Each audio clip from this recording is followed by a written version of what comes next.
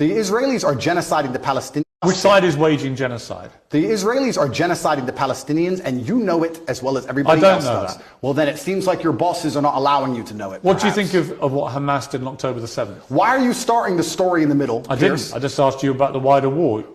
I'm now asking you specifically about Hamas. I cannot professionally answer that question without talking about the context that led up to October 7th. Well, nothing, to my mind, justifies what happened on October the 7th. Nothing justifies what happened before October the 7th, Piers. This is the exact point. So you're talking to a man, I don't know what answer you expect from me, because let's forget the fact that I'm a Muslim. You're talking to a man who is fighting oppression to the best of his ability because he believes that the people in charge of the world are enslaving us all, to the point where I detriment my own life. I end up in a jail cell because I'm speaking against oppression. Then you're asking me what I would do if my family was blown to pieces. You're not in a jail. Hang on. You're asking me what I would do if another government came along and blew my family to pieces? I can ask you about different things at the same time, right? Sure. So I'm asking you, first of all, specifically, what is your reaction to what happened on October the 7th? Sure. I'll answer the question professionally.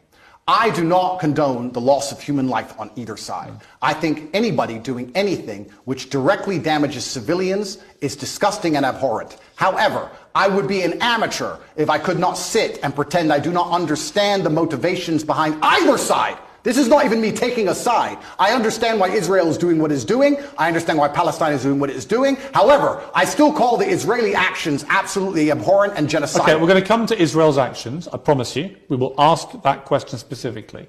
But in terms of what Hamas did on October the 7th, do you accept that was an act of terrorism?